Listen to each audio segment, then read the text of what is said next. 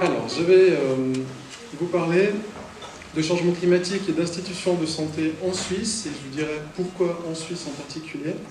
Et j'aimerais vous présenter une approche globale, holistique des impacts de l'adaptation et de l'atténuation. En réalité, pour être parfaitement à même de répondre aux questions que vous me poserez peut-être, il faudrait que je sois plusieurs et que tous les collègues qui ont travaillé avec moi soient ici présents également. Je vous le dirai, c'est un projet interdisciplinaire qui a relié ergonomie, sciences infirmières et d'autres disciplines également. En termes de déroulement, si jamais je parle trop vite, n'hésitez pas, madame et monsieur l'interprète, un peu des grands signes, il y a besoin de ralentir.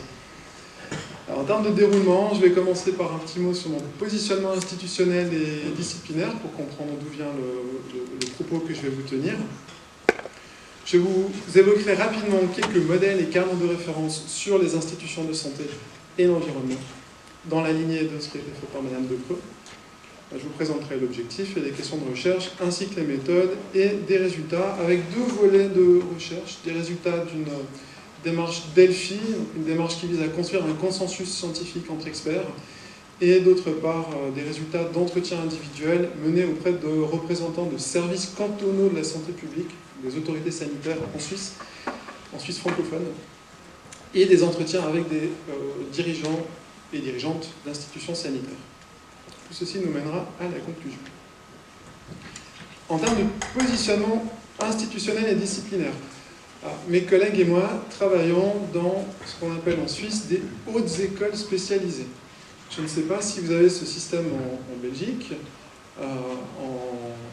en anglais, ça se nomme Universities of Applied Sciences. Je crois que c'est un système qui est passablement présent en Allemagne et dans le reste du monde, je ne sais pas. Hollande, sauf erreur, également, enfin Pays-Bas. Donc quoi qu'il en soit, les hautes écoles spécialisées sont des universités qui forment des professionnels. Dans le cadre de mon école, on forme des infirmières et des infirmiers, ainsi que des kinés ou physiothérapeutes, je ne sais pas quel terme on utilise en Belgique. En Suisse, c'est des physios.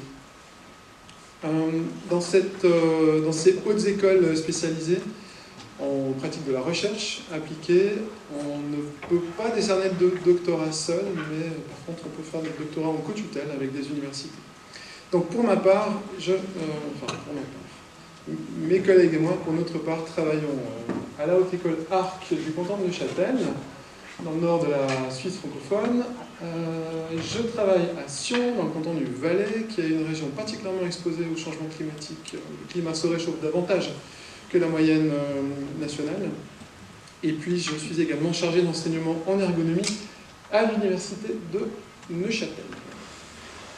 Dans mon école en Valais, nous avons une petite équipe qui s'appelle STEEP, pour système de travail, ergonomie et environnement professionnel. Et quand je dis petite équipe, nous sommes 3 personnes sur moins de 2 équivalents plein temps. Dans cette équipe, nous travaillons sur la gestion des risques. Je viens à l'origine du monde de la santé et de la sécurité au travail. On fait un peu de sécurité des patients et qualité des soins. Et puis de plus en plus, on travaille sur la résilience organisationnelle face aux risques émergents, notamment dans les institutions sanitaires. On s'intéresse également à la conception des systèmes de travail.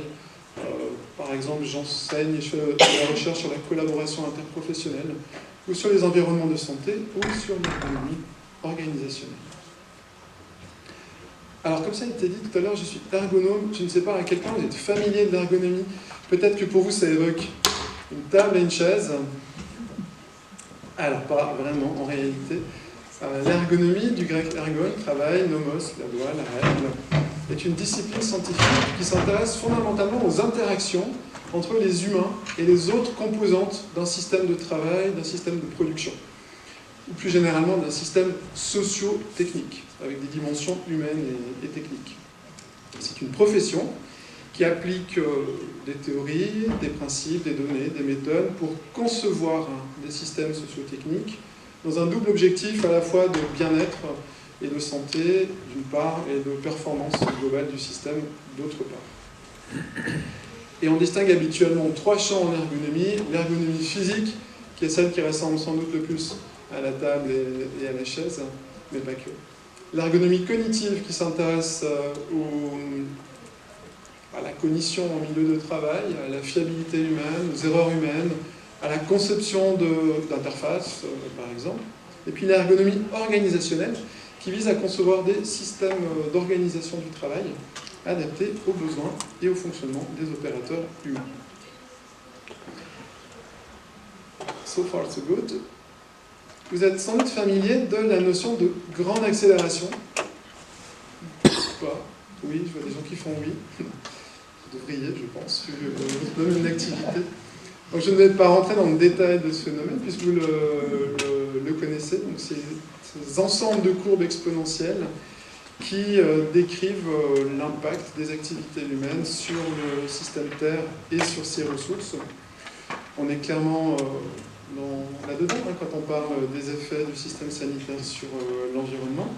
Et pourquoi je vous montre ça? Eh bien parce que ma discipline, l'ergonomie, elle s'est structurée, elle s'est institutionnalisée autour des années 50, 1950, à la fois comme discipline scientifique et comme profession. Et non seulement elle s'est structurée à ce moment-là, mais elle a accompagné la grande accélération.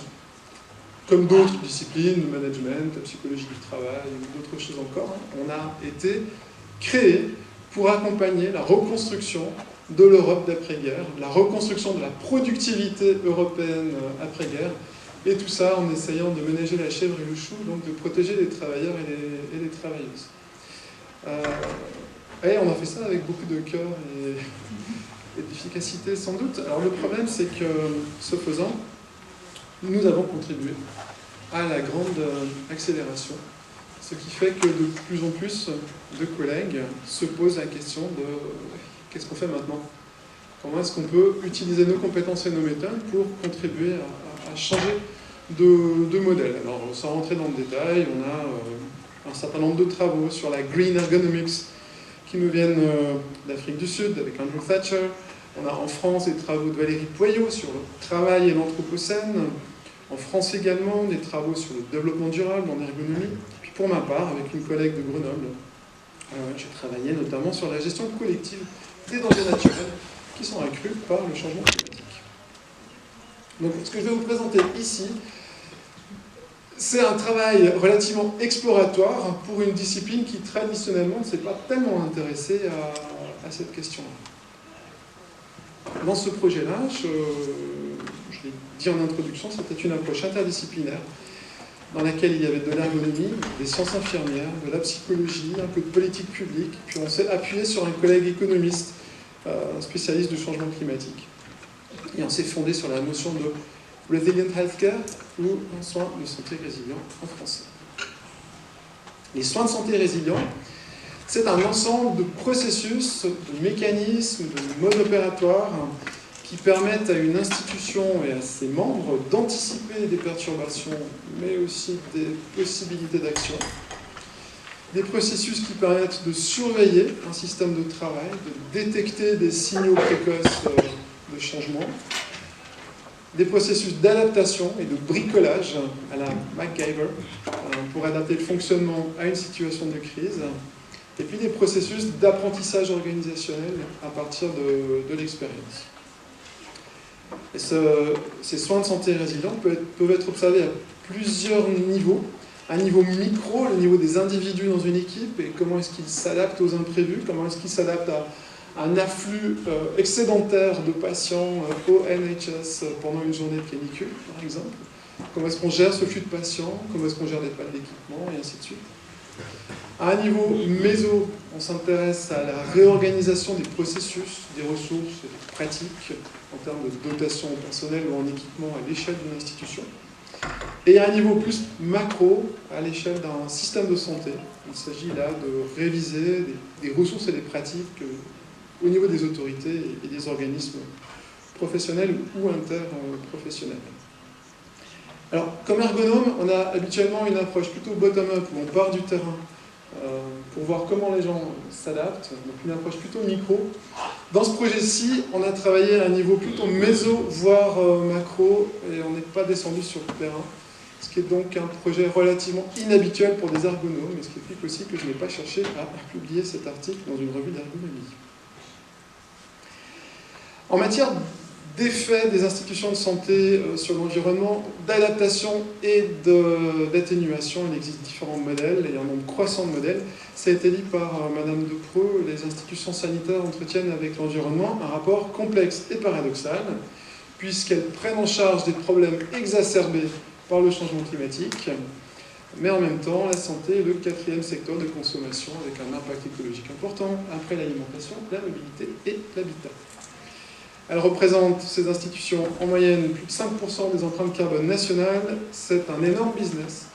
Et elles dépendent à plus de 50% d'importation de combustibles fossiles, en tout cas dans un pays comme la Suisse. Ce qui les rend à la fois très consommatrices, mais également très fragiles à des ruptures d'approvisionnement. Au cours des dernières 5 années, on a vu émerger un nombre croissant de référentiels et de modèles, notamment édités par l'Organisation mondiale de la santé. En 2020, WHO Guidance for Climate Resilience and Environmentally Sustainable Healthcare Facilities. Cette publication nous donne des exemples d'effets du changement climatique sur les institutions sanitaires et nous donnait également de premières recommandations. En 2022, l'OMS a publié un Resilience Toolkit qui donne un cadre général dans lequel le changement climatique est mentionné au passage parmi d'autres risques. Système sanitaire face au changement climatique, qui s'est fondé sur 63 publications, dont 0 en Suisse, et qui a fait émerger 15 catégories et 137 sous-catégories de mesures d'adaptation. Donc, quoi faire, on sait. Par contre, lire tout ça, c'est peut-être un peu fastidieux.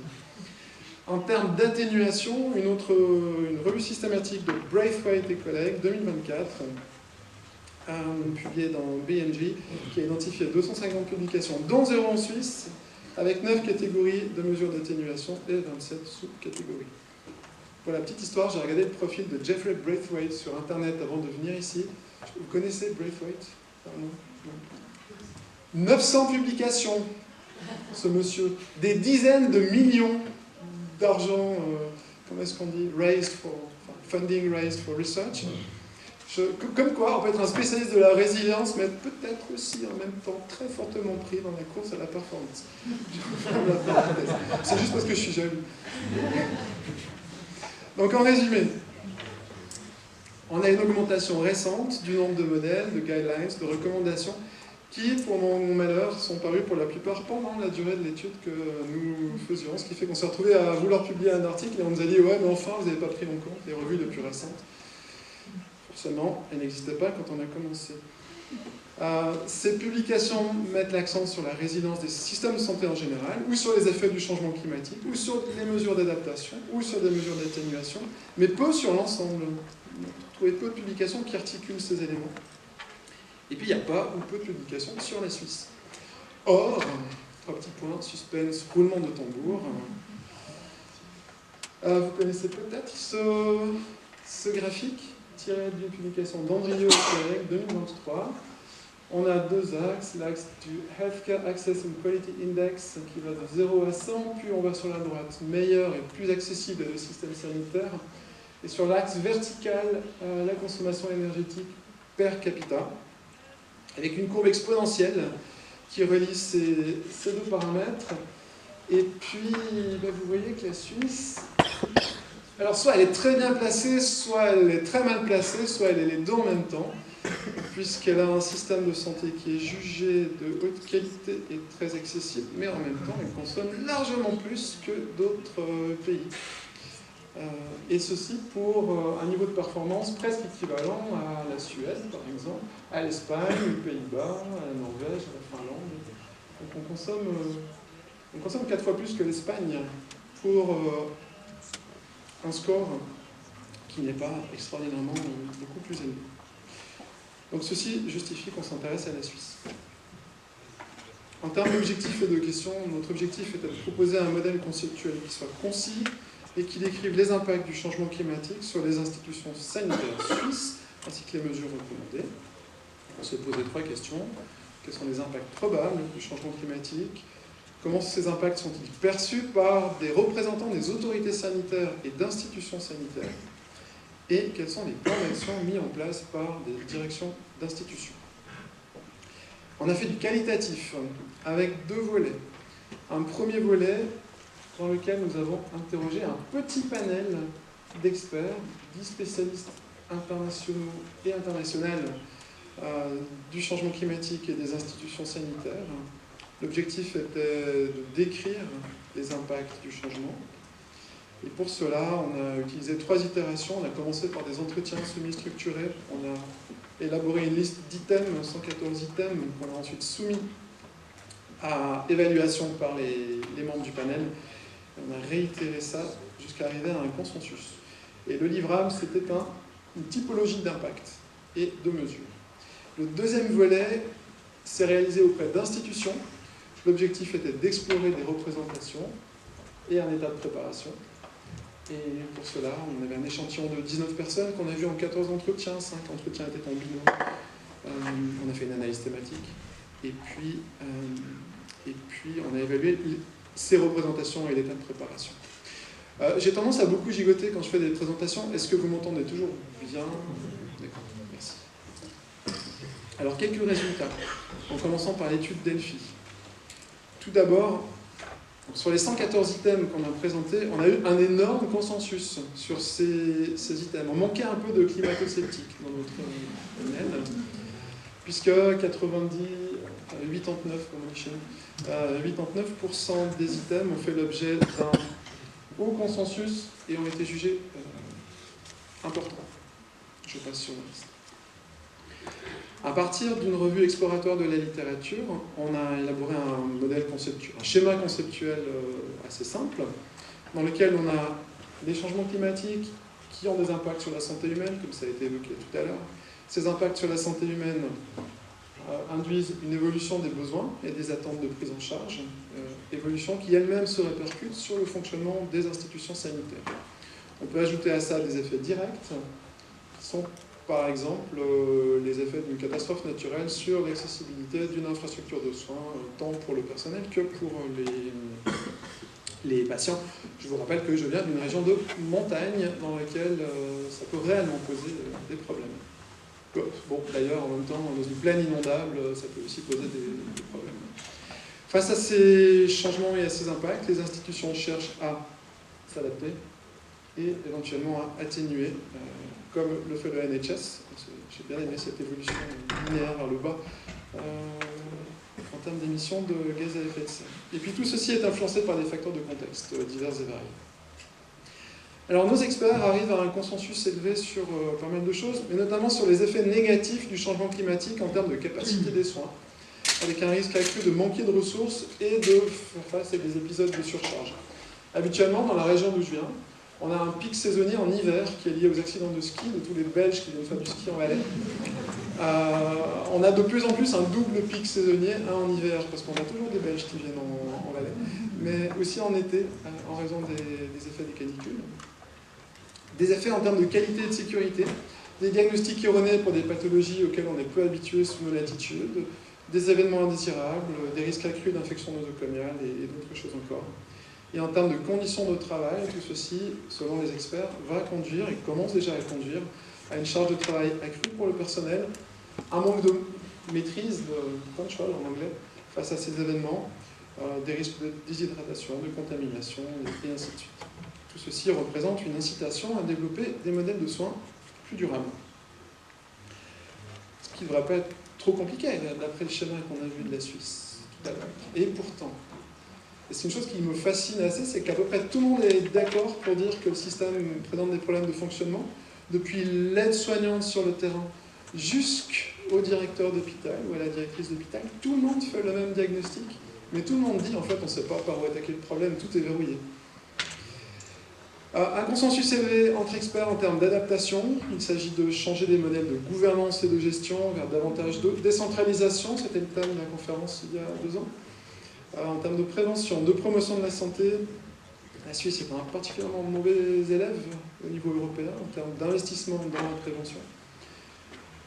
En termes d'interdisciplinarité et d'interprofessionnalité, d'approche systémique, de participation, d'adaptation des pratiques tarifaires et d'autres choses encore.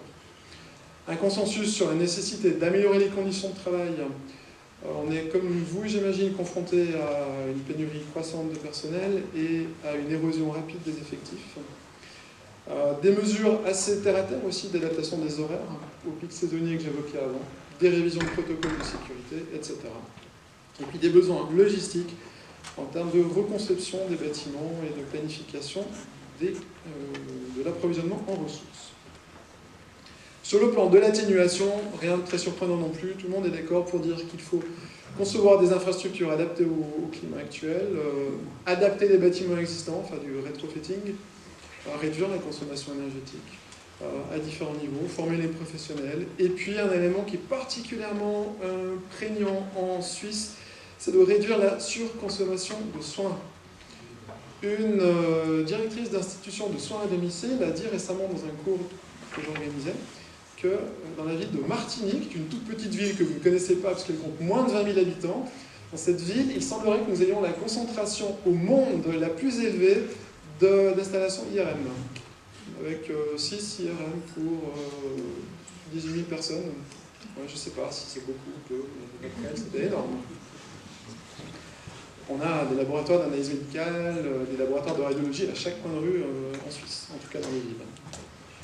Bon, ça c'était pour le premier volet. Pour le deuxième volet, les entretiens avec les représentants des autorités et des institutions. Nous avons fait des entretiens semi-structurés qu'on a ensuite codés en reprenant les items issus de notre démarche Delphi. Certains items sont ressortis, un peu, beaucoup, d'autres pas du tout. Et dans les tableaux qui vont suivre, vous avez dans la première colonne les items, dans la deuxième colonne, sur les 8 responsables ou représentants d'autorité, le nombre de personnes qui ont évoqué spontanément l'un ou l'autre de ces thèmes. REI, c'est pour les représentants d'institutions, nous avons 6 personnes, donc un total de 14 personnes interviewées. Et j'ai mis en bleu ce qui ressortait le plus souvent, de manière assez arbitraire. Donc, ce qui ressort, c'est les effets négatifs de la chaleur au niveau des bâtiments, les effets négatifs sur la sécurité d'approvisionnement. Les données ont été récoltées en 2022. On sortait gentiment de la crise Covid et je pense que ça reflète passablement les perturbations du tout dans cette période-là. On voit également l'augmentation de la demande en soins qui est évoquée par 6 personnes sur 14, et puis les dommages envers des infrastructures en lien avec les catastrophes naturelles dont le territoire d'où je viens devient de plus en plus coutumier. En revanche, on voit que les effets sur les conditions de travail ou la capacité des soins sont moins fréquemment évoqués. Et puis, il y a des choses qui ne le sont quasiment pas, c'est des effets négatifs sur la qualité et la sécurité des soins. Pour l'instant, nos répondants sont dans une vision de oui, ok, c'est un problème, mais pas au point de mettre en danger la qualité des soins. Non plus en termes de concurrence entre personnes, et encore moins en termes de concurrence entre besoins. Les experts étaient d'accord pour nous dire « viendra le jour où, entre la santé et autre chose, entre un soin de santé et autre chose, on va devoir choisir, et ça sera peut-être autre chose. » Ça n'est pas ce qui ressort des entretiens avec nos représentants. Et je vous ai mis un ou deux verbatim pour illustrer. Par exemple, la construction d'hôpitaux au milieu des villes, dans des îlots de chaleur, qui n'ont pas été pensés structurellement pour faire face à ce genre de température. En termes de mesures d'adaptation, on voit des choses qui ressortent surtout dans les services de la santé publique, donc les autorités sanitaires cantonales. Pareil, les institutions à faire face à des crises et des pénuries, pas tellement. Former le personnel, pas tellement. Bref, il y a encore du pain sur la planche. Un exemple pour citer, un représentant d'un service de santé publique qui nous dit « la chaleur, c'est pas que la mamie dans un EMS, établissement médico-social, EHPAD en France. C'est aussi le travailleur sur un chantier, le jogger, l'enfant qui joue en pleine chaleur. Ils n'en mourront peut-être pas, mais les effets s'additionnent, etc. Il faut prévenir. » Ou encore, quelqu'un qui nous dit qu'un conseil de direction a mandaté un groupe de travail, on a vu énormément d'intérêt, on a partagé des expériences, des bonnes pratiques, ça a apporté ses fruits, etc. En termes d'atténuation, on voit que les gens qui en parlent, ce sont plutôt les représentants d'institutions et moins les représentants des autorités.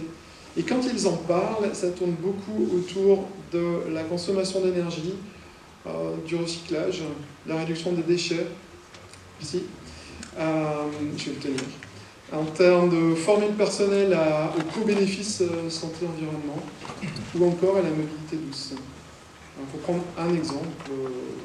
Dans un entretien auquel j'avais participé, il y avait 2 médecins dans un cabinet de groupe, et puis un des deux médecins me disait « Ouais, non, mais Raphaël, écoute, je ne vois vraiment pas. Bon, ok, il fait chaud en été. Bah, on s'organise au niveau des soins à domicile, on fait un petit peu plus de contrôle chez les clients.